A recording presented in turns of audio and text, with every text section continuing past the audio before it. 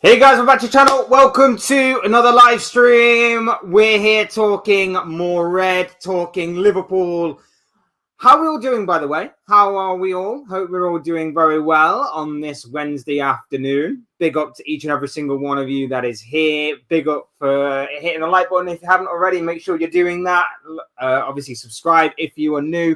Both things will always and forever be greatly appreciated, of course. And, of course, get involved in the chat as well. Like I say, let me know what you're watching from today. Let me know what you're up to on this Wednesday afternoon. And, of course, talk some football with me. Talk some football with me, whether it's about Liverpool's performance and result last night in the Carabao Cup, whether it's about the upcoming game between Liverpool and Crystal Palace this weekend, or any other football conversation that you want to get into. Maybe you want to talk some more about the Ballon d'Or that occurred on Monday. Maybe you want to talk about previous Premier League action or any other footballing relating topics that are taking place as of right now, or obviously just about taken place. Would love to know what you guys are thinking and feeling about all of that good stuff. But like I say, I hope we are all doing well, and big up Marco for already being in the chat. Hope you're doing well, my bro. Love to know what you're up to today. Big up for being here already. Minus aura points for Ekatike for taking off his shirt against Championship team EFL Cup third round. We will get into that.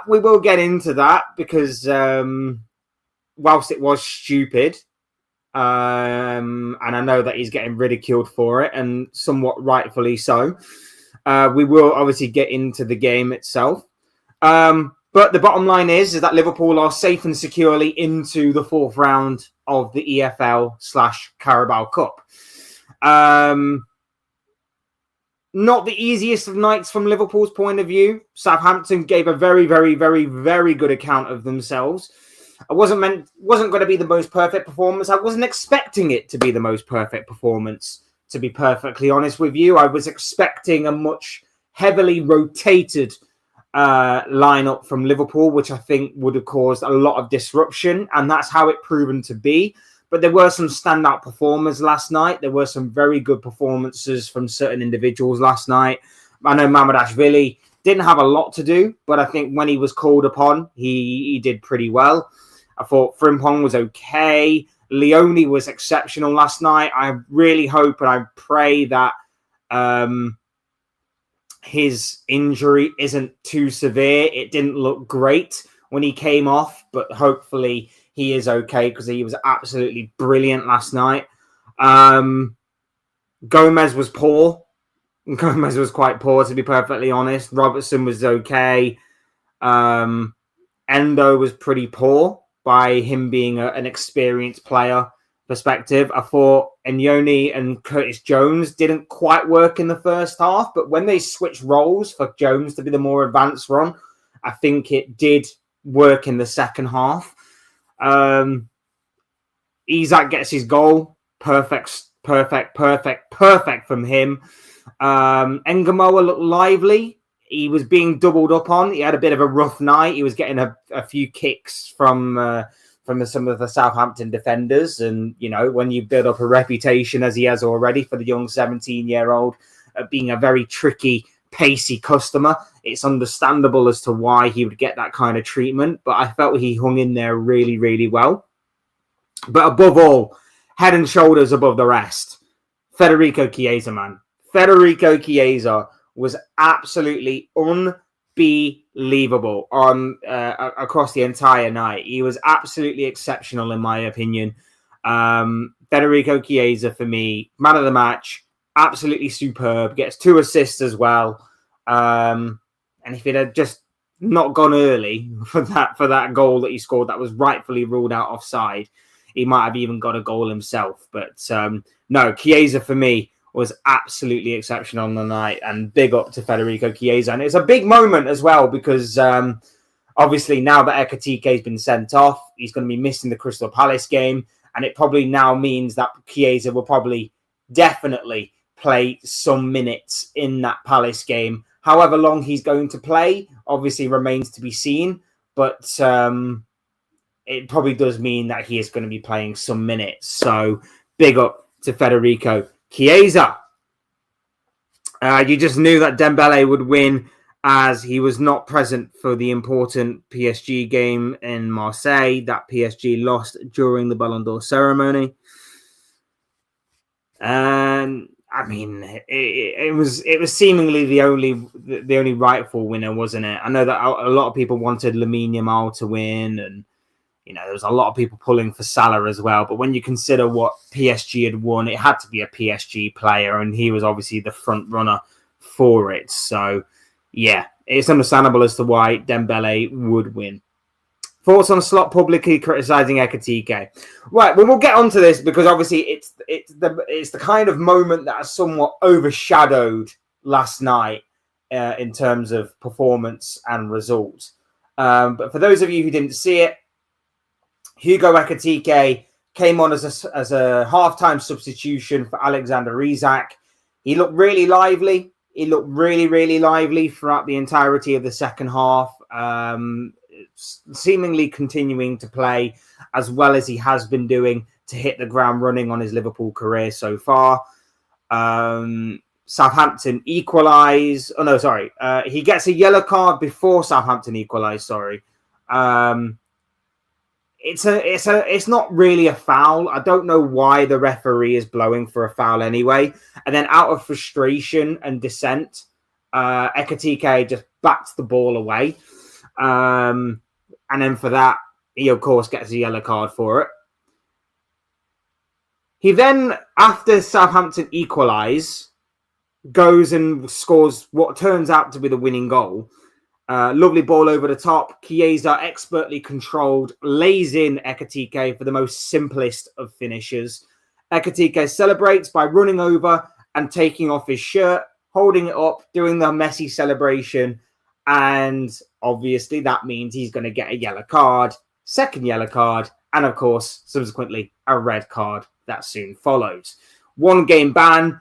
For whatever reason, the EFL Cup doesn't just mean competition. It also means any sort of domestic game, whereas the FA Cup does just mean the FA Cup. So I don't understand why they're differentiating. I never have understood it, by the way.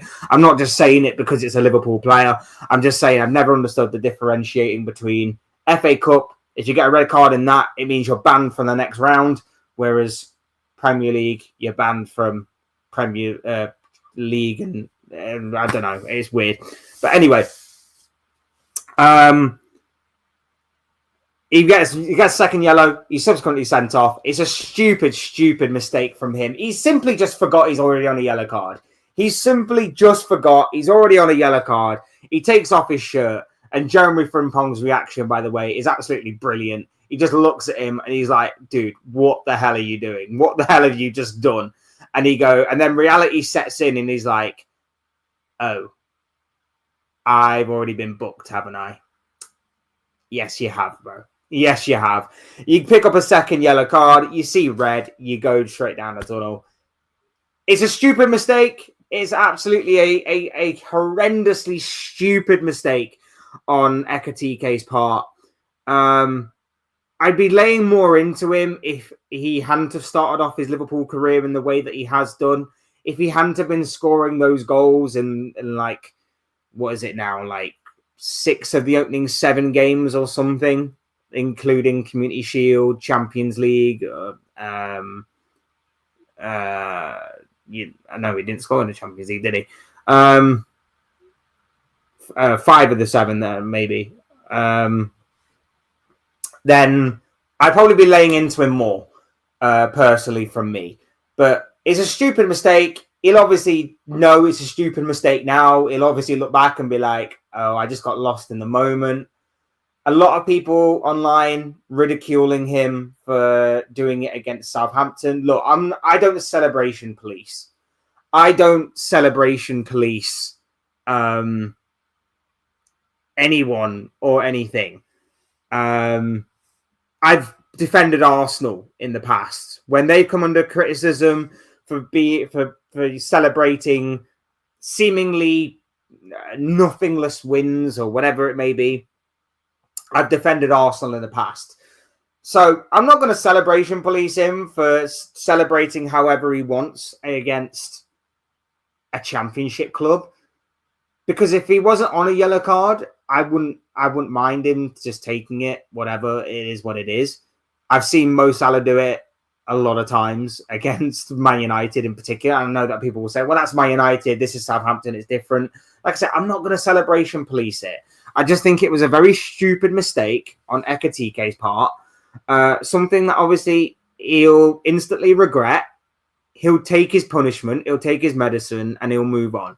And, you know, we as a fan base, we laugh because we got away with it, but we move on. We simply move on.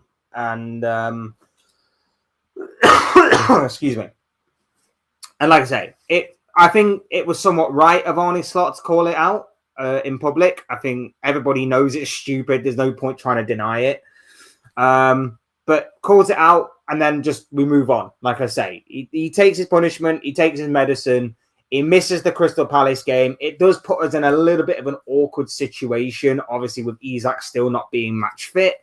But like I say, that's where hopefully Chiesa comes in and he picks up from where he left off in this game. Hopefully that's where Isak comes in and picks up from where he left off in this game. And it's going to be extremely difficult when we take on Crystal Palace anyway, simply for the reason that Palace still unbeaten this season. The only other English club to be unbeaten this season, other than Liverpool, of course. So it's the meeting of the immovable force and the irresistible object, that kind of mantra, I guess you could say. So it is going to be very tough for us. Made it slightly trickier in terms of we don't have a fully fit striker or a recognised striker beyond Isak. But, you know, we still should be fine. Like I say, it's so stupid. It's so stupid from him. But like I say, he'll know it's stupid. He'll know it's stupid. He'll probably have instant regret from it from last night. And he's fortunate that, you know, Southampton didn't get back into the game and ultimately cost us a place in the next round of the competition because, again, he would have been facing even more criticism from that. But I'm not going to celebration police it. I'm not. I found it weird that there were Arsenal fans criticising it, though. That's the bit I found weird.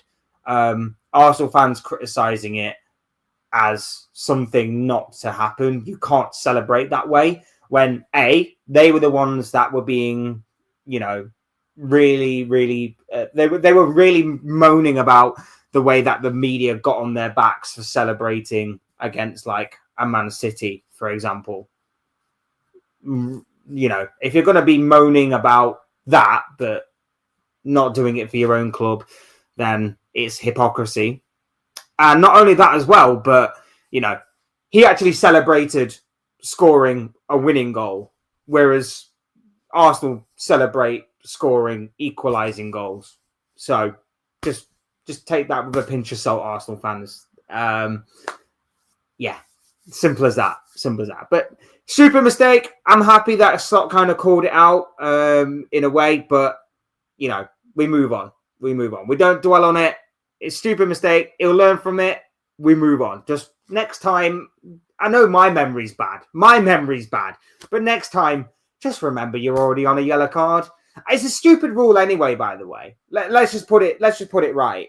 It's a stupid rule anyway that taking off your shirt, especially if you've got like Under Armour on anyway underneath, should result in a yellow card.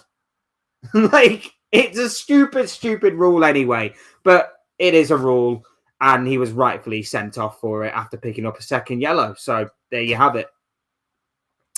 In my opinion, Dembele did not deserve to be called the best player in the world. He scored only 8 goals in the Champions League, mostly tap-ins, and was level with Mason Greenwood as top goal scorer in League One last season. Yeah, but that's where like what you win goes into account as well. So were those 8 goals important goals to get obviously PSG to where they ended up being, which is obviously being champions of Europe, champions of France, French Cup winners? Were they big goals in that aspect? Obviously, the silverware to boot is obviously a big thing as well. So there are a few things with that. I think being French plays a part here. Maybe not. We'll see. Bear with me. Uh,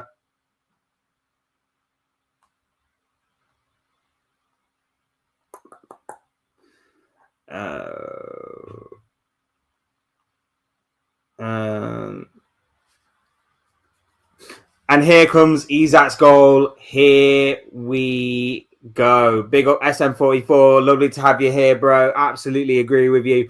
Isak is underway. Isak is up and running.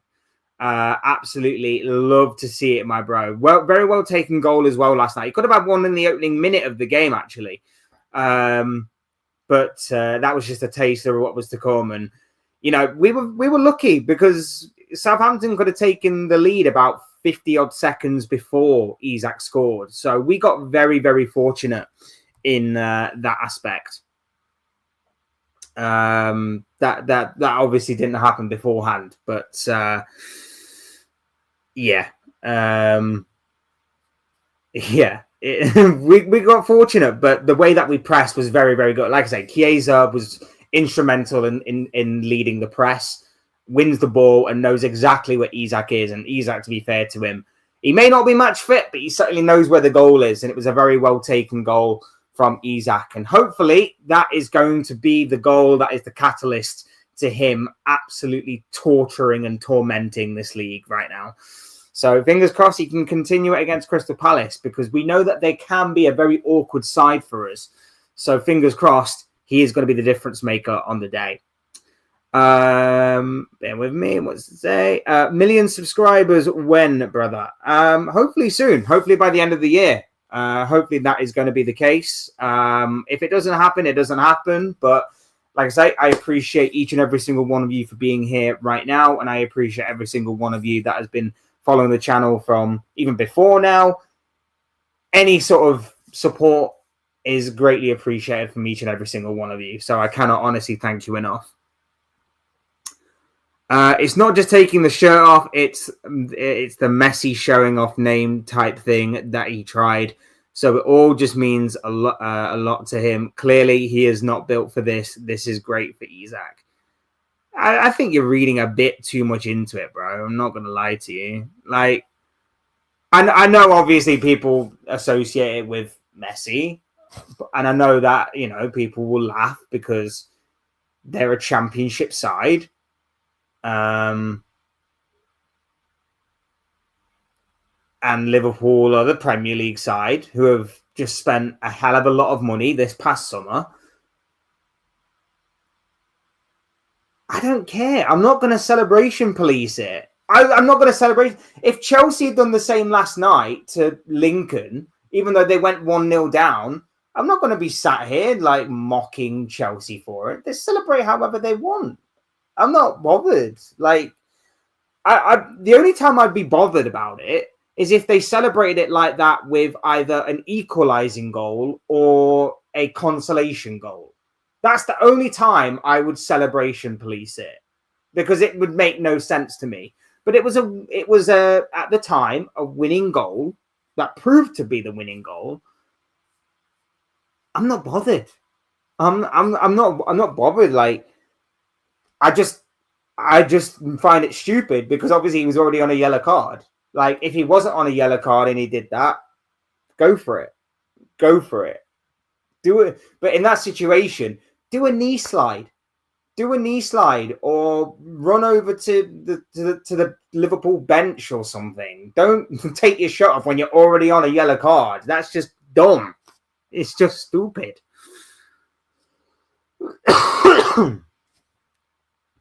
Watching Maresca taking off his entire attack after just one red card was bizarre. It was as if he did not know the other team could also get a red.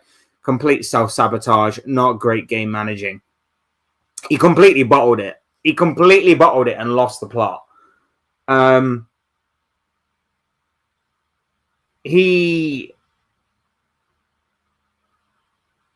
don't even know what his thought process was. Like, Sanchez gets sent off and all of a sudden he's like, right, it's self-implode.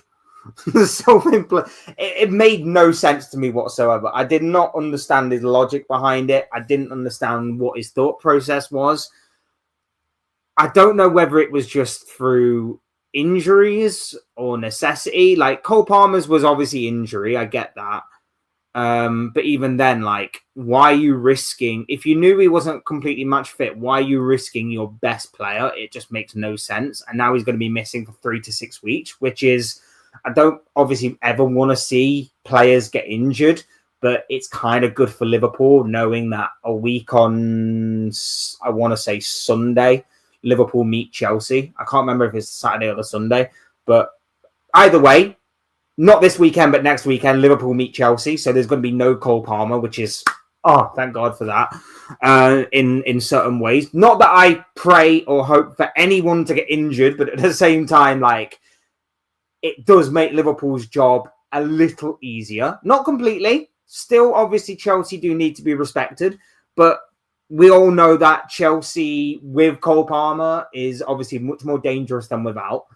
But to take off Pedro Neto as well as Esteval in the same minute as your goalkeeper gets sent off, it was completely crazy to me, especially because at the time it was still 0-0. At the time it was still 0-0. And all you do in that situation is what every manager does. It's what even Arne Slot did last night when Ekatike gets sent off. And you even saw him do it because he went 4-4-1. That's all he did. 4-4-1. That's all you do in that situation. And he decided, no, let's self-implode. Like, that's it. 5 minutes gone. Game plan's out the window. I'm done. He basically rage quit. And dropped the controller. You know, like in FIFA, where if things aren't going away, some people will just drop the controller. And then just so that they don't like get like a forfeit on DNF or whatever it's called these days. I don't know if it's still a thing, but he basically dropped the controller last night at the weekend, Maresca. It was absolutely insane. My English is... I understand, bro. Don't worry. I'm using Google Translate. I'm using Google Translate to translate your things. So whatever's comfortable for you, bro, go for it. I'm trying to accommodate for everybody here. So I'm okay with it. I'll try and obviously translate for everybody else if they don't speak Portuguese. I want to say it's Portuguese. I could be wrong. I'm so sorry if I'm wrong. But yeah, I'm using Google Translate to understand what you're saying, my bro. I do apologize for that. Van Dijk is a Southampton legend. Is he? Is he that much of a legend? Like Matt Letizia, like that's a Southampton legend. Is Virgil van Dijk a Southampton legend? I'm not so sure. Not so sure. I don't know why I said that. I do apologize. I'm a friggin' idiot. Not smart from Sanchez to come out like that after just 8 minutes. Rather risk going 1-0 down than getting a... I mean, yeah, absolutely. Like, it's just Calamity Sanchez, isn't it? It's just Calamity Sanchez. The nickname that I gave him, maybe others have given him as well. Calamity Sanchez, once again, strike. This is the stupid thing, though. This is the stupid thing. If I'm not I'm not a Chelsea fan, but if I can see it, and everybody else who's not a Chelsea fan can see the problem with Chelsea being, okay, they didn't have a proper striker. They went out and got João Pedro. João Pedro is an upgrade on what they had. I don't think he's the end product, but at least he's passable for now, right? The defense is still somewhat weak. It still needs a proper leader in that defense, but it's okay. It's not title winning, I don't think. It's not a title winning defense, but it's okay. The main problem, though, is the goalkeeper. Now, if I can see that from last season, and you can see that from last season, and everybody else who's not a Chelsea fan can see that from last season, then why didn't Chelsea see it? Why didn't Chelsea see fit to either go for a Gigi Donnarumma, or why did they not fully pursue Mike Maignan from AC Milan. Where's the logic? Anybody, and I'm talking anybody that plays as a goalkeeper is better than Robert Sanchez, with the exception of Manchester United's Bayindir. Bayindir is probably the only exception to that. Anybody else is better than Robert Sanchez. And yet, here's the kicker as well. And yet, there were certain people out there that are Chelsea fans or Chelsea sympathizers, right? That actually rate Robert Sanchez or called him better than certain other goalkeepers. And when Chelsea were being linked with like Donnarumma and Maignan, was saying that Sanchez is better than them. Whew.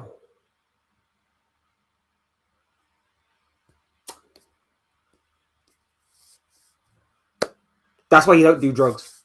That is why you stay in school and you don't do drugs. Because what the hell are these people smoking? It's just crazy takes to me, man. It's just absolutely crazy takes to me. Why anyone rates Robert Sanchez is beyond me. And here's the funny thing is as well, their backup goalkeeper isn't much better in my opinion. Their backup goalkeeper for Chelsea is an improvement. I don't think he's much better. And there was a time where Chelsea had at least 8 or 9 different goalkeepers. Seemingly. Surely one of them must be better than Robert Sanchez. Than Robert Sanchez. Surely one of them must be. I'm very dull and dark in this room. Bear with me. Surely one of them must be better than Robert Sanchez. Surely. To at least like put themselves down for a starting role. But you wouldn't think it with the way that Sanchez plays pretty much every game unless he's suspended. It's bizarre, man. It's absolutely bizarre. When Guardiola took off Haaland, there was zero attacking threat anymore from City, and they just soaked up the pressure, which is why Arsenal equalised. Well, it wasn't. I wouldn't say it was just that. I would probably say it was Man City's defensive line being pretty high as well. For whatever reason, City's defensive line, rather than sit deep, which is what they should have done, decided to push up a little bit. Maybe it's a bit like old habits die hard sort of thing, in which they're used to being the high line, but all they needed to do was just sit deep. If they sat deep, Eze doesn't have the space in behind the defence to play that ball in behind, and Martinelli doesn't have the pace to run in behind to lob Donnarumma. Now, yes, probably if you try that 10 more times, Martinelli only scores maybe 1 or 2 of those chances. It was probably a 1 in 10, 2 in 10 sort of goal that Martinelli scored there. But at the same time, it still happened.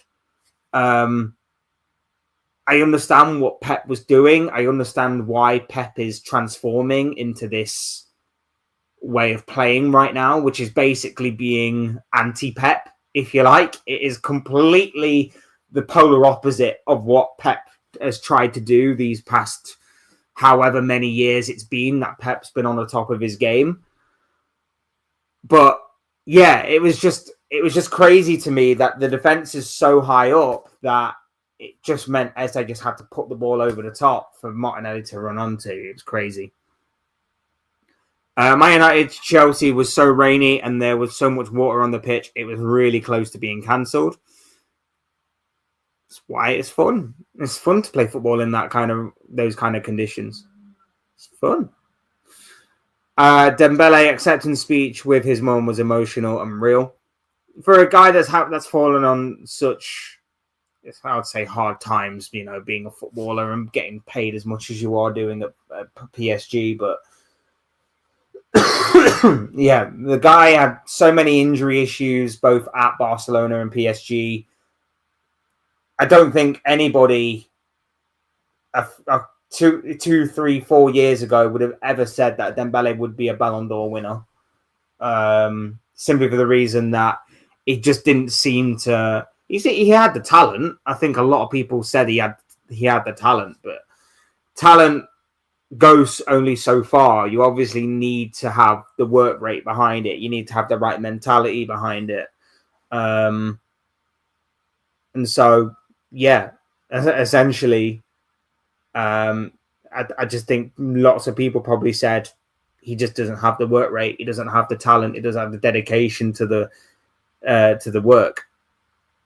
But he managed to overcome all of that, and I think a big help in that has been Luis Enrique. I think Luis Enrique has managed to finally get his head on straight. I think Luis Enrique has helped him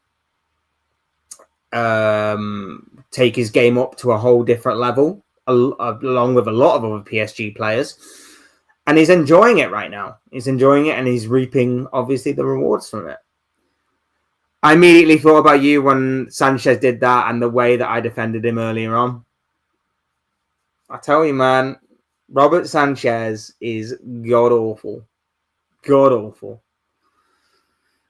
Chelsea should look to Noah Atabal. I'm just going to call him Noah because I don't want to try and even butcher his name anymore.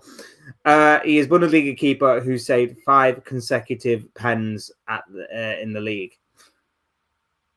If they wanted a penalty shootout saver, they should have just gone for Donnarumma. No, but I mean, like I say, any goalkeeper would be an upgrade on what they currently have. Any goalkeeper would be an upgrade on what they currently have. Even a non-goalkeeper, like put Warwick Davis in goal. Go and put Warwick Davis in goal. He'd be much better than Robert Sanchez. He'd be much better than Robert Sanchez. He's just not great at all. Bear with 1 second, bro. Next match against Crystal Palace, to be honest, I'm scared. I mean, it's going to be tough. It's going to be such a tough game. We know that Palace are on a very good unbeaten run right now. Palace, I think it's at Selhurst Park as well. So that's going to be even tougher for us away from home. I somewhat agree that this has got all the makings of Liverpool dropping points in this game. I hope I'm wrong. I hope Liverpool will obviously get the win. I don't think we will lose. I think we have enough about us to obviously... I mean, I know we're not playing amazing right now, but we have enough about us to not lose. But, like I say, Palace are tough. Palace are tough. Mateta up front, he's going to enjoy that physical battle. We need Konate and Van Dijk to be on it from the start against him. The good news is there's no Eze, but still, Ismail Assar loves to pop up with a goal against us, so we know how tough he can be. They got that Jeremy Pino. I don't know if he'll be fit, though, because I know he did go off in the win at the weekend against West Ham. So I don't know if he'll be fit or not, but he's a decent player. And we know that midfield-wise, they've got a very good midfield. Adam Wharton is unbelievable. And like I say, go and get him next summer. Go and get Adam Wharton next summer. Strong midfield, solid defence. I'm mainly hoping that Mark Gahey scores a couple of own goals. I'm hoping that Mark Gahey turns around and scores a couple of own goals as protest for him not getting his move. That would be amusing. Unprofessional, but amusing. That would be quite funny. But no, it's not going to happen. But like I say, I think Isak probably gets about 60 to 65, 70 odd minutes. I think maybe that's a bit more considering now that we've got no Ekatike. But I think he probably does get about 60 to 65 minutes. Chiesa comes in for the final 20, 25, 30 minutes. Or we could go Gakpo up front. I think that could be an option for us. Gakpo maybe sticking Gakpo up front. Because all Gakpo now does for the past few games anyway is cut inside and smash one over into Rosette. So that's all he seems to have been doing past few games. So we might as well stick him up front. Go Engama on the left or Chiesa on the left. You know, don't matter. It doesn't matter. I know Gakpo is going to start against Palace, but I personally wouldn't. Past couple of games, he's been off colour for me.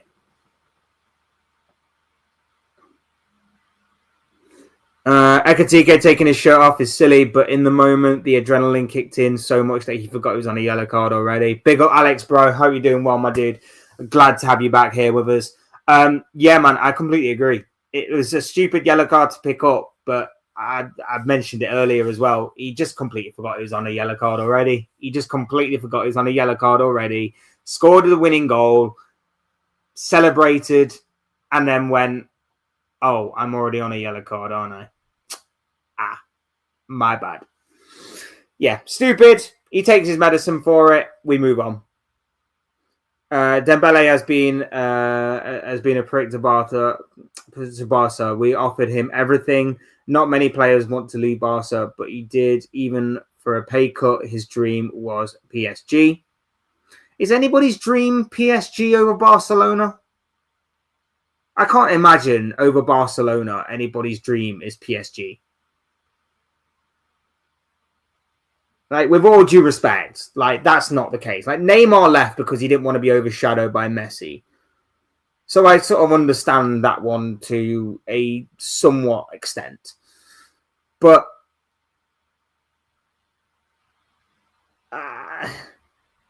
nobody's dream, in my opinion, is PSG over Barcelona.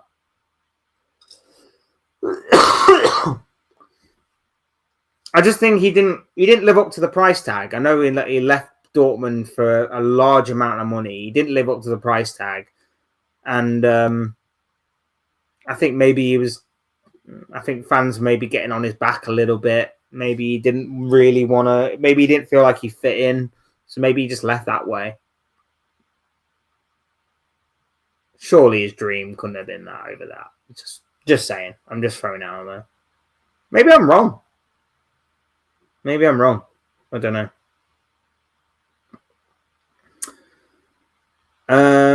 Where did we go to?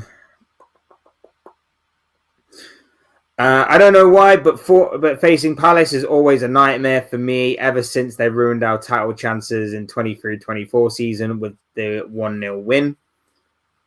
I think it even dates back to Istanbul, bro. That's where most Liverpool fans probably still have nightmares from, Istanbul.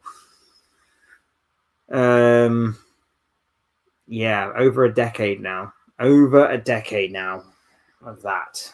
No, Palace have always been awkward. Palace always give us a good game, especially at Selhurst Park. They've always been tough, no matter what. They're just even tougher now. Glasner's made them a very strong outfit. They're very, very good. They're just a very overall, very well balanced, decent side. That just turn up for big games. They really, really do. Yeah, I'm hoping we don't drop points, but I'm not the most confident. Still haven't decided on my prediction yet. Prediction video will be out tomorrow, so stick around for that one. You think Liverpool will still go for Guehi when he will have a really bad season? What makes you think he'll have a bad season? So far, there's nothing to suggest he will have a bad season. He's been very professional. There's been reports that he's not exactly happy that his move to Liverpool got cut from underneath him. But he still seems to be being very professional. I mean, we'll see this weekend whether or not he will be against the club that he wanted to join. But yeah, Liverpool will still be interested. The only issue now is whether or not he will still want to come to us over Real Madrid. That's the only problem we now are facing, is whether or not Real Madrid will be seriously going in for him. And whether or not we can actually, for once, fend off Real Madrid in a transfer race, which would be remarkable if we can, because we never normally do. Real Madrid normally are the step above us, so we never normally manage to fend off Real Madrid in these types of situations. So fingers crossed we do. But recent reports have been suggesting that Guehi's head is slightly being turned by the prospect of Real Madrid next season. So we shall see. We shall see.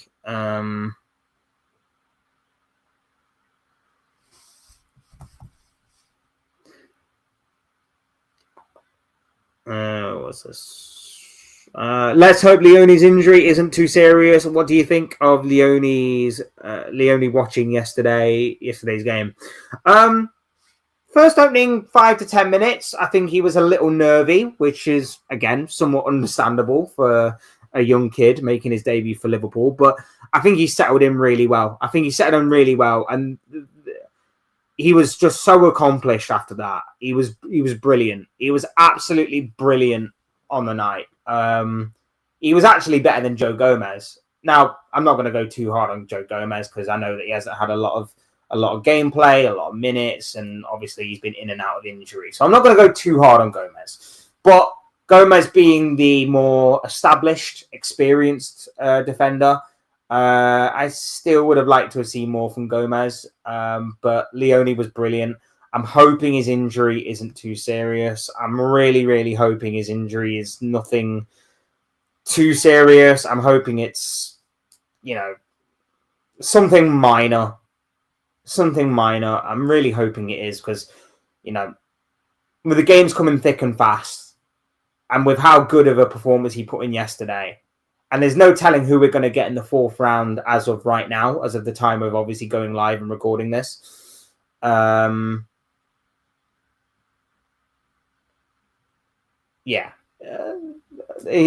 might be some game time that is available for him, but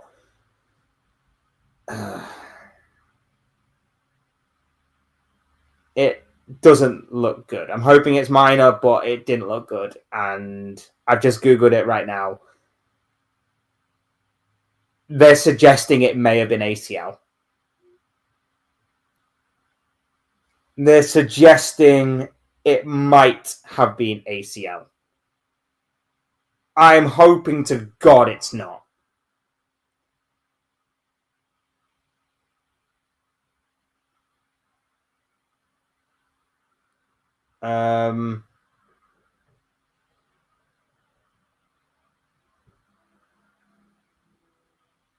Yeah, they're suggesting it might have been ACL.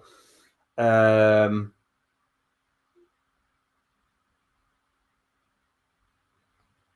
hoping it really isn't. I'm hoping it's not, but it could be. It could be. But then again, if there is someone to help him get through that and help him, continue his progression, Van Dijk went through it. So we shall see. Big up Jordan is in the building. Lovely to have you here, my bro. Big up Jordan. Guys, if you're not already subscribed to Jordan Hyman, you're missing a treat. Go over there and show my brother some love and support. Big up to you, my bro. Lovely to have you here, man. So what happened to Leone yesterday? Big up Kinsman who's in the building. Lovely to have you here as well, my bro. Basically, had a very good game. Very, very good game. Very accomplished. And then lands, I think he just landed awkwardly, didn't he? Under a challenge and had to go off injured. Stretch it off in the end. Hopefully it's not anything serious, but the signs don't look good. The signs do not look good. So, Wrexham still in the cup. You love to see it. I think many people are getting bored of the Wrexham hype, aren't they? At least that's the kind of vibe I'm getting online anyway. Many people are getting bored of the Wrexham hype, and it's not really necessarily a fairy tale anymore when they're using so much money.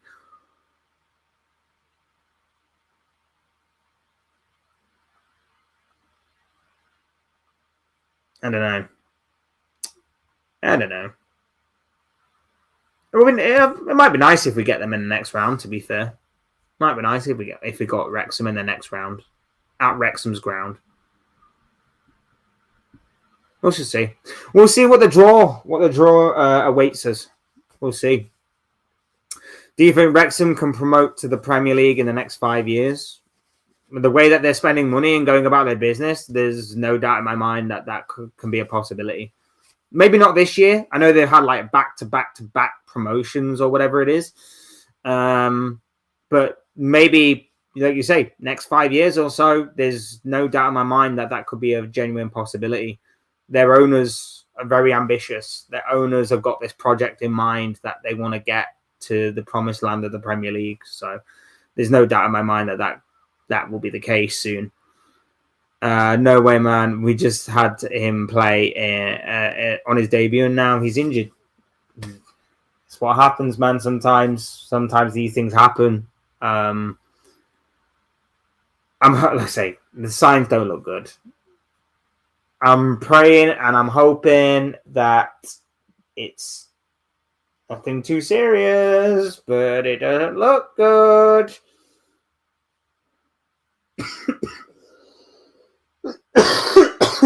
This cough is doing me head in.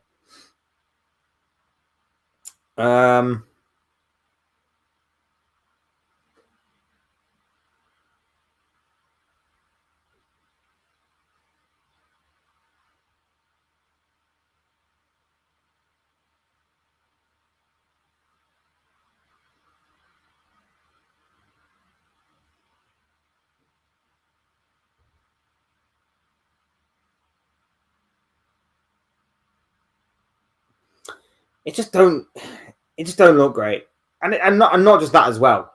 But let's say, God forbid, anything was to happen to any other centre back, we're even more screwed. Leone's our fourth choice centre back. Fourth choice. So, first Van Dijk. Second, Konate. Third, Gomez. We are an injury to one of Gomez, Konate, or Van Dijk away from having Andy Robertson as he's our now fourth choice centre back. Robertson as a centre back is that, yeah. Just I don't want to think about it. Let's have a look what this says. ACL injuries can have recovery time of up to 9 months. Isn't this a bit outdated? Hasn't recovery times for ACL and MCL injuries decreased in recent years? I mean, I'm not a sports scientist, bro. I'm not a scientist in general. I'm not a biologist. I'm not in the medical profession. I'm not a doctor. So I can't really answer that question properly, but I doubt it. I think with that kind of thing, it obviously takes time. It obviously needs to be taken with every precaution. And even then, it's not necessarily about how long that one takes to recover, because you've probably been doing so much work on having it recovered that you need to make sure it sort of balances out between both legs so that your other one doesn't go. As soon as you try and go intense on the one that's just been mended, so there's a lot that goes into it recovery wise than just the ACL in particular. But like I say, we'll hopefully get some more information on that maybe later today, over the next day or two. and fingers crossed it's not as serious as what was first feared. Hopefully it's something that he's taken a knock. It's not great, but it's something that is manageable. And like I say, he's got the best person at the club to help him go through that. Because Van Dijk obviously went through it with Pickford. So the hope is that, Van Dijk will help him, Van Dijk will guide him through it, and Van Dijk will, help him on the road to recovery. He's got the best person to help him get through it, if it is what we're suspecting it may be.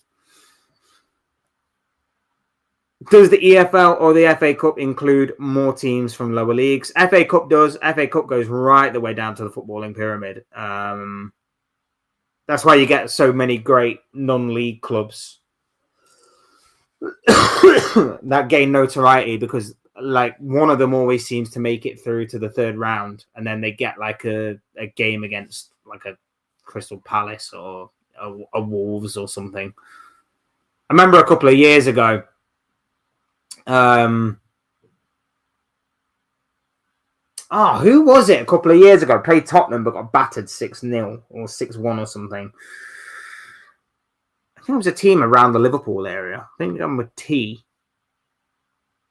With T? I want to say it began with T.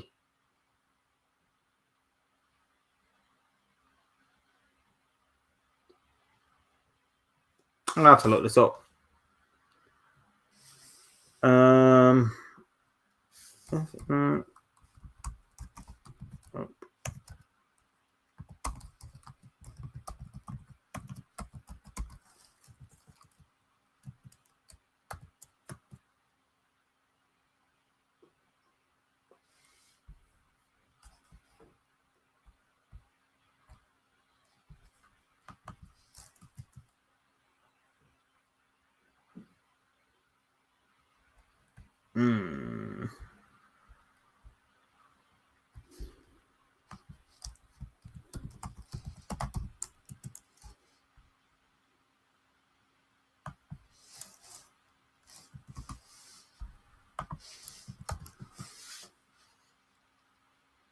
I don't remember what year it was.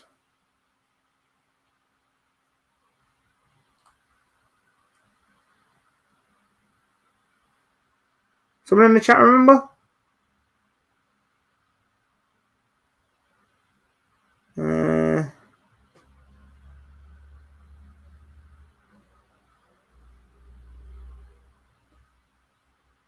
I don't remember. This is annoying me now.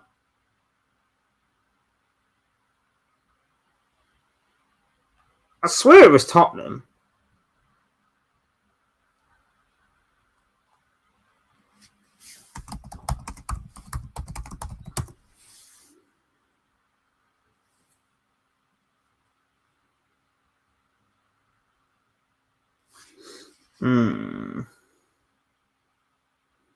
So last year, obviously, it was Tamworth. Marine, that was it. Why did I think it began with T? Maybe I was getting last year's Tamworth with mixed up. But yeah, Marine.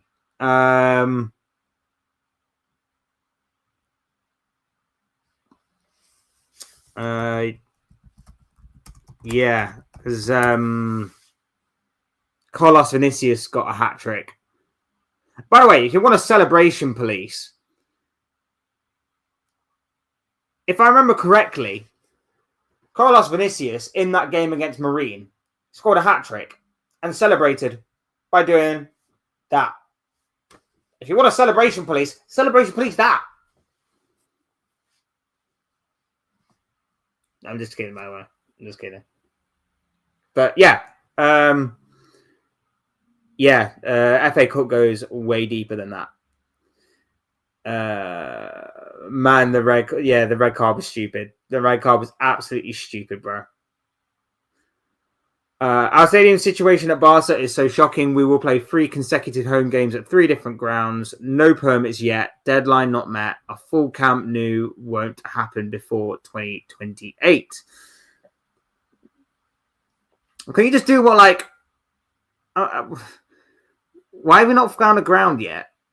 Or a temporary ground? Like Tottenham did a few years ago when they decided to play their home games at Wembley for a season.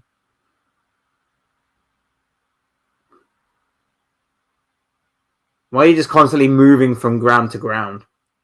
Is it affecting your performances at all? Do you think is the home games being moved from ground to ground affecting your performances?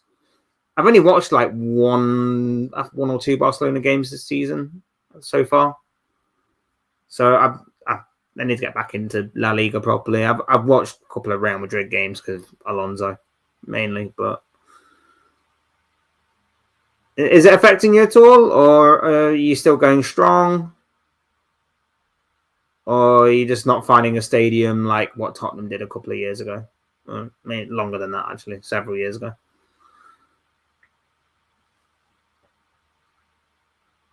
Right, what we got here? Okay, well, have a great day. Bye, and see you soon in another live broadcast. Thank you for stopping by, my bro. Really do appreciate you, my dude. Really glad that you're back with us and you've enjoyed the stream. Fingers crossed to see you again, my dude. Have a good day yourself. I hope you're doing well. Do you think that people saying that Hugo got jealous of Isak scoring so that he wanted to score and didn't think about taking out of his shirt after he has a yellow card is true? I think people are reading way too much into it, if you believe that. Ekatike doesn't need to prove that he's still here. It's not like we've forgotten him because Isak's walked through the door. It's like Ekatike's been there since day one, and he scored in the Community Shield. He scored on the opening day of the season. He scored in the first goal that Liverpool scored of the brand new season. He scored against Newcastle as well. Struggled against both Arsenal and Burnley, but didn't really have much service in those games. And then, of course, scored in the Merseyside derby. Like, we don't need to remember Ekatike by him doing that. We already know who he is. We already know he's going to be an important player for us, and we already know it doesn't matter whether he starts or Isak starts. Either way, we have got two very good strikers that are going to be versatile and mobile enough to go wherever we need them to go, to do whatever we need to do. I'm not buying it. I'm not buying into that. I think it's just people trying to create a story out of nothing and try and cause some sort of divide between Isak and Ekatike or something like that. It's not happening. Like I say, I think Ekatike is happy that Isak's there for him to learn off, and I think Isak is happy that Ekatike is there, so he's not having to carry the main bulk of the goal scoring threat, but also he's happy that they can tag in and out, and they're just as accomplished as the other to go and grab whatever goal, assist, or whatever they need to see out a game of football and to win. They're both happy that they're both there. That's that's essentially it. There's no rift. There's no jealousy. There's no nothing. It's just a story out of nothing that rival fans are creating because, and you're going to find this as well, rival fans, they're still going to run with the narrative of Liverpool being lucky. But when it all clicks into gear, which hopefully will be very, very soon, if or when it all starts to click to get into gear, you're going to find that rival fans are going to be clutching at straws in order to try and bring down this Liverpool team right now. You're going to be finding that they're going to be clutching at whatever tiny straw they can or whatever thread that they see. And they're going to be pulling and pulling and pulling at that tiny thread to try and diminish and bring down Liverpool's accomplishments, achievements, and anything that looks good about Liverpool. They want to try and bring it down. They're already doing it with this whole Liverpool are lucky debate. Liverpool get the rub of the green from referees and stuff. It's all ridiculousness. It's all BS. it doesn't make any sense when you really try and boil it down.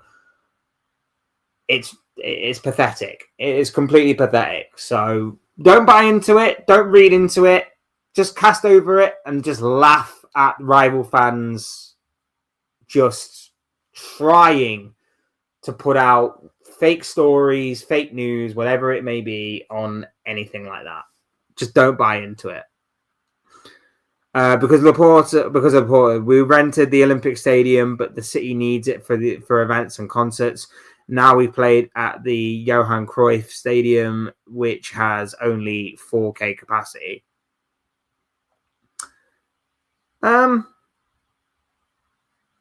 I guess the Olympic Stadium is not equipped like Tottenham Stadium then to be like, we'll play football on a Saturday, we'll have Beyonce on the Sunday, and then we'll have F1 on the Monday, and then boxing on the Tuesday.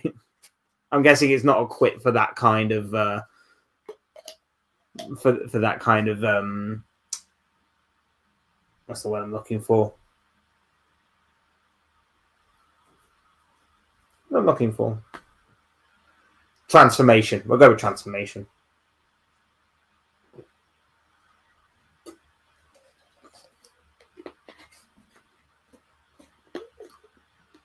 Crazy.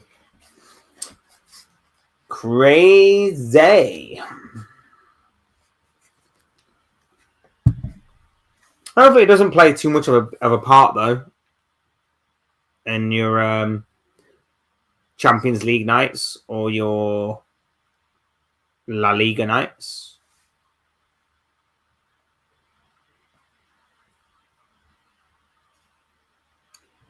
How do you think Chiesa did in the match? I thought it was unbelievable. I thought it was excellent. I thought he was our best player on the pitch. Chiesa was absolutely brilliant last night, and that is what I want to see more from Federico Chiesa. His pressing from the front was brilliant.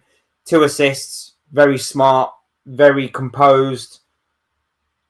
I thought he was excellent. I've got no other words to say other than the fact that he was excellent.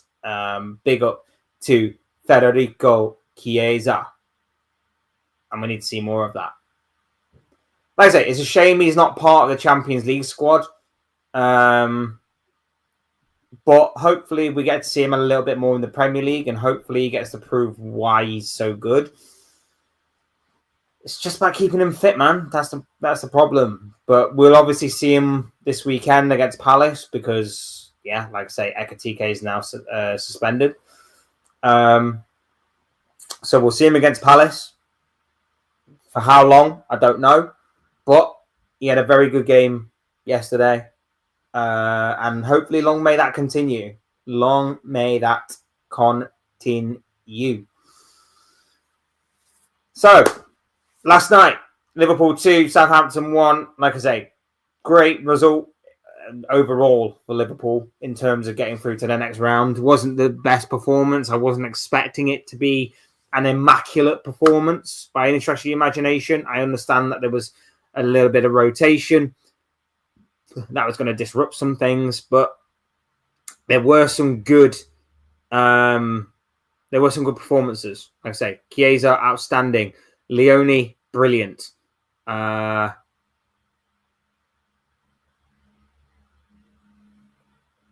can't fault a lot of what happened. I can fault the goal. The goal that we gave away was, I don't even know what was more stupid, Ekitike's celebration or the goal.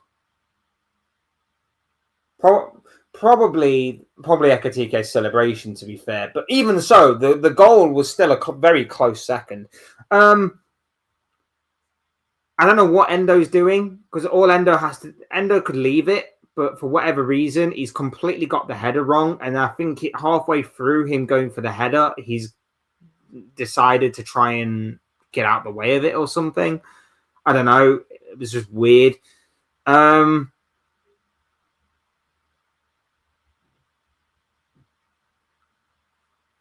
He's gone for it. He's missed it. And Southampton go and equalise from it. That was poor. There was also other moments in the game. I thought for about half an hour or so, Liverpool were probably really good. After that, it was a bit scrappy here and there, a bit hit and miss. But yeah, but we got through. And that's all you can really say in these types of scenarios and situations. We got through. Like I say, the performances aren't great. The performances need to improve, and I'm sure they will over time. But they'll also improve with our first team players. The only first team player out there that you can probably say will become a first team player in the end was Alexander Isak, Mamardashvili's second choice goalkeeper. Well, maybe you could say Jeremy Frimpong as well. Maybe you could say Jeremy Frimpong will eventually become first choice right back. So you could say him as well. Andy Robertson's experience, Gomez's experience, I get that. Leone's still a kid. Endo's experienced, but is not first team. Curtis Jones, experienced, but not first team. Enyoni, like I say, when Enyoni was sitting deeper in the second half, he looked much better than when he was progressing. We actually did look better on the ball in that second half when that was played that way around, which was strange to me anyway that would be the case. But for whatever reason, first half it was. I don't know why, but that's just the way it was. Engamoa, like I say, second choice. Chiesa, second choice. Isak, obviously, will soon become first choice. Some good performances. And overall, I'm just happy to get through. And let's see where the fourth round takes us. Do you think Gakpo should play for 45 minutes only and change to other people?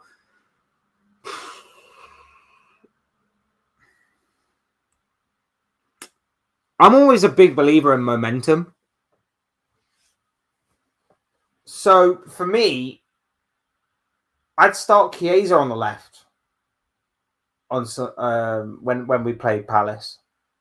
I genuinely would. Play Chiesa from the start. He won't play him from the start unless he wants to bring Isak on as a sub.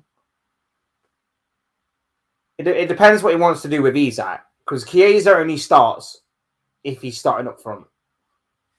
And that would mean that if he does start front, Isak will come on with 40, 35, 30 minutes left on the clock.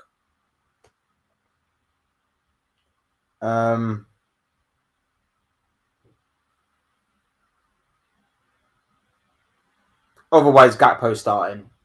Gakpo is starting against Palace. I can probably I can confirm that.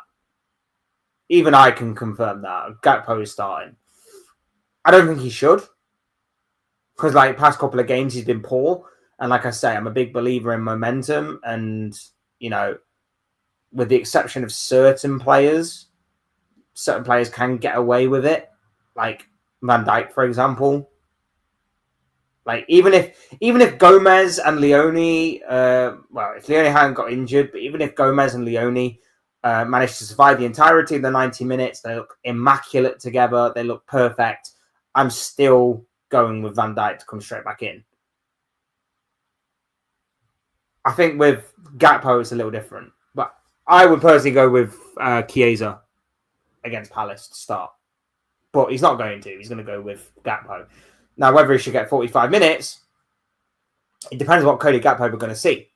If we're going to see the Cody Gakpo that worked very well against Bournemouth on the opening day of the season, where I thought he was decent, and I thought he was also very decent against Newcastle as well, one of our very few rare decent players in that game, fine, fair enough. By all means, go and play.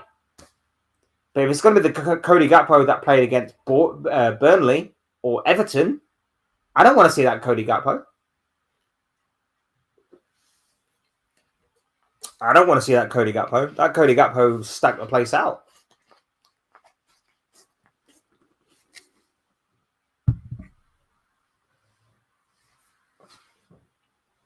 I don't think Engamo is going to start because, played a lot last night. Probably not going to start. So, left wing is between Chiesa and Gakpo. And let's face it, with Ekitike's injury, it now probably means Chiesa is going to be used as a second choice striker rather than winger. So it's going to be Gakpo. Do you think Gakpo's been off form lately? Yeah, past couple of games he really has. Everton, Atletico, and Burnley. He was very, very off. It's just decision making. And most wingers that we have, other than Salah, seem to go through this. I know Diaz for a long time did. They just make the wrong decisions. You know when like you've got Kirkes bursting forward down the left-hand side on your outside, and all you need to do is just slip the ball into him, but you decide to cut inside and go for a shot that ends up going near the corner flag. That's not great. It's not ideal. You know, the simple ball there is go Kirkes, who can then whip it in for whoever's in the box. That's what I want to see more of. I'm not saying do it all the time because eventually teams will get used to it and they'll know what you're doing. So, yeah, do mix it up from time to time. But when you are constantly and repeatedly doing the same thing, like, that's not benefiting anyone. It's not benefiting anyone. I saw Ngamoa last night.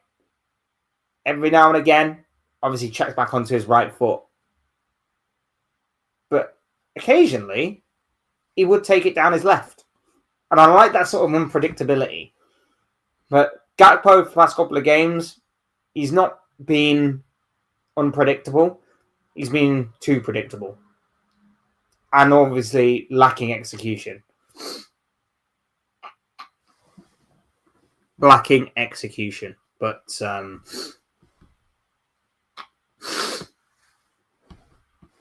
we'll see. We shall see. Right, Palace.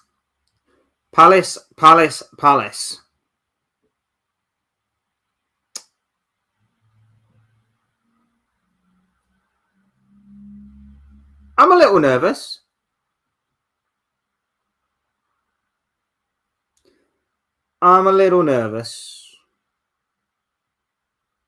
With a 3:00 game on Saturday. So that's not great because we never normally do well on 3:00 games.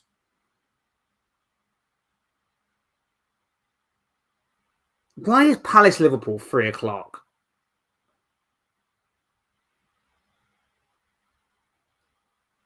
Why is Palace Liverpool 3? What have Sky got this weekend? That's so important that Palace versus Liverpool has to be 3:00. They've got Brentford Man United on at 12:30. Who cares? With all due respect, who cares?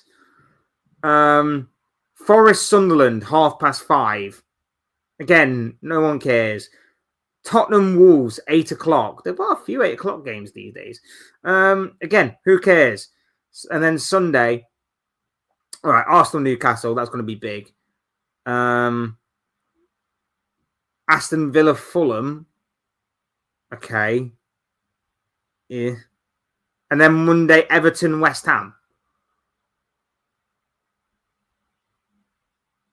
Really? You don't think Palace versus Liverpool is bigger than any of those other games other than maybe Arsenal Newcastle?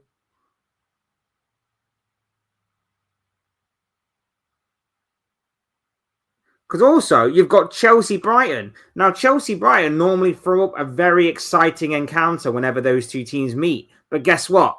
3:00 on a Saturday. Man City-Burnley. Should be a one-sided game, realistically. 3:00 on a Saturday. Leeds-Bournemouth. 3:00, Saturday. Like, come on, man. Sort it out. People need to sort it out.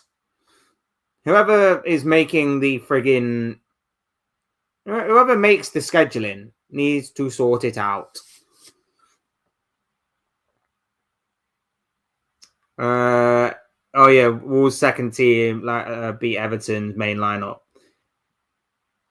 Yeah, it ruined my accumulator. I put Everton to win, and it ruined my accumulator for the night. So thanks, Everton, bunch of pricks. Yeah, ruined my accumulator. Everton ruined the one time I back Everton. The one time I back Everton and they ruin it. Against the team that hasn't won all season. At least in the Premier League. They've obviously won to get to this round of competition. But regardless.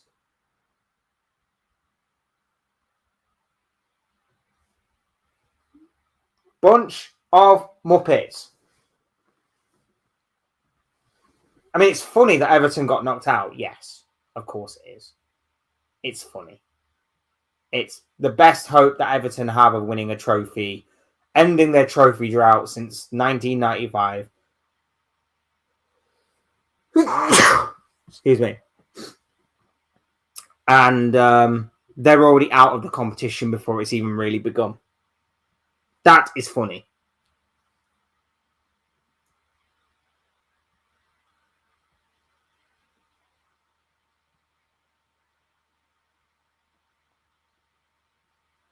But they ruined my accumulator, and that's not funny. That is not funny. But it is what it is. Yeah, Palace, Saturday, 3 o'clock kickoff. Don't know why it's 3 o'clock. That's absolutely horrible. But it is what it is. Selhurst Park, that's going to be tough. It's going to be an extremely, extremely tough game. No Ekatike for that game. He's going to be suspended for that. So that's great. But the hope is that Isak will play a significant amount of the game. Now, it doesn't seem like he's going to be playing the entirety of the game. So like I say, I reckon anything from an hour to 70 odd minutes is probably going to be what we're looking at here. Probably going to be an hour. It's probably going to be 60 minutes, and then either we put Mo up front. That could be a possibility. We either go Mo up front or we go Chiesa up front.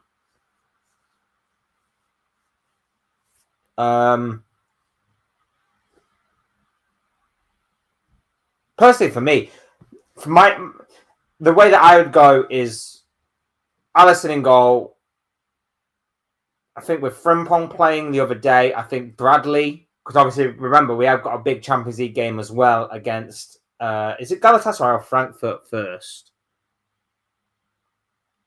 I want to say it's Galatasaray first. Yes, it is Galatasaray. So we've got Galatasaray coming up on the horizon on the Tuesday. So, Alisson in goal, Bradley right back, Kirkez left back, who had a good cameo appearance yesterday, Kirkez, so fair play to him. Konate, Van Dijk, obviously heart of the defence. Defence and goalkeeper pretty much sort themselves out. Midfield, Gravenberch, obviously.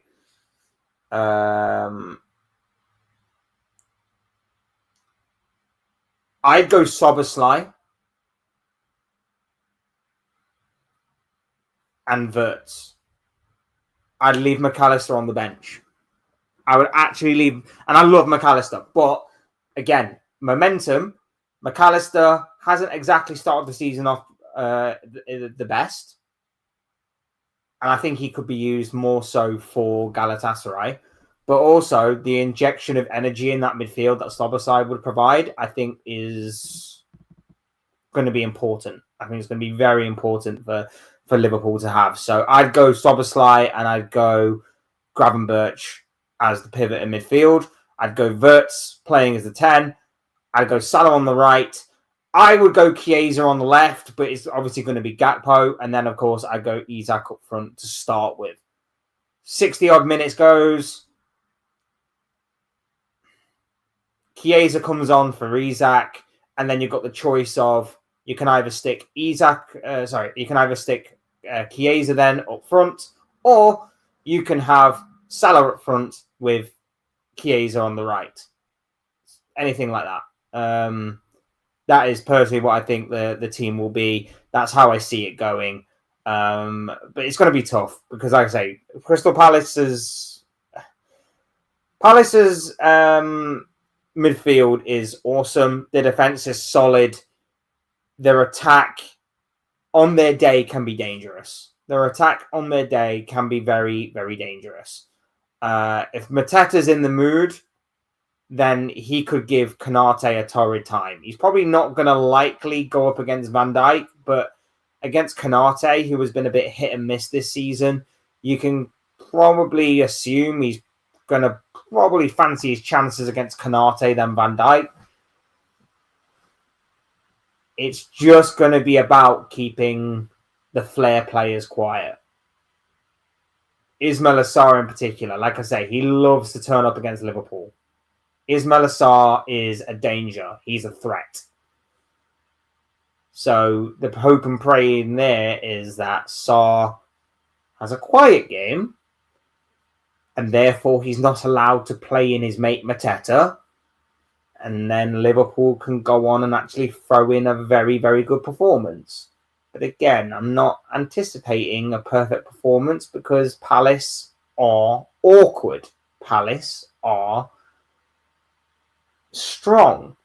And away from home, it's going to be even more awkward. So that's why if we can just get through the game by hook or by crook, we'll be fine. We shall be fine. But we're going to call it there, guys. We're going to call it there. Thank you to each and every single one of you for joining me here today on this Wednesday afternoon. I hope you enjoyed the stream. Don't forget to hit the like button on the way out if you haven't already. Subscribe if you are new. Both things will always and forever be greatly appreciated. And of course, leave any thoughts, comments, opinions, predictions, feelings, whatever you want to call it, in the chat. In the comments. We'll now be the comments, won't it? In the comment section down below. Really, really do appreciate it from each and every single one of you. No, thank you for being here, bro. Thank you for being here. Really do appreciate it. Lovely to talk football with each and every single one of you. As always, love that you guys are enjoying the streams and obviously enjoying the interaction and the conversations that we have. It's really, really great to know that that's obviously occurring right now from you all. But yeah, thank you for everybody doing that. Like button, subscribe, all of that good stuff. Very much appreciated from me. Thank you to each and every single one of you for the support, the subscriptions, the likes, all of that good stuff. It really does mean the world to me. So thank you, thank you, thank you. And I'll see you all again soon in another video or live stream or whatever it may be. Cheers, guys. Thanks, everyone, for watching. Take care of yourself and have a good rest of your day. See you soon.